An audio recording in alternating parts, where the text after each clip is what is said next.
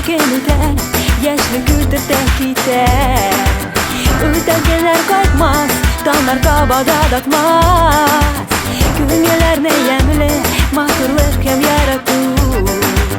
Yaratıp yaşık beste yaratıp yılmayık biz her günüye, yılmayık biz her günüye. Yılmayılı yakta yüzler bulsun ile her günde. Yaşgınır bir güne Çığlıkta biz gene birlikte Kül gele yaşatma Tırmışın yaratıp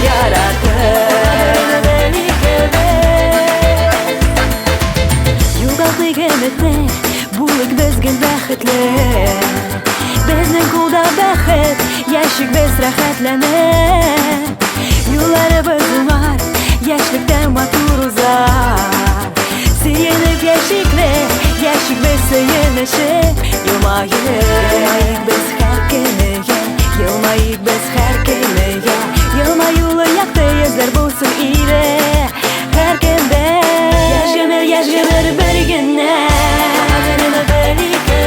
Çığlıkta biz gene birlikte Kül gele yaşatma Tırmışın yaratıp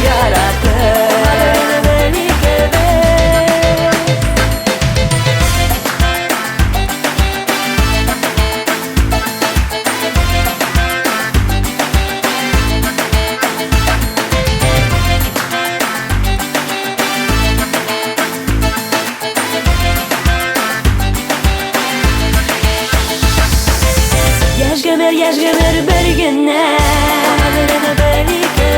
Çığlıkta biz gene birlikte Kül gele yaşatma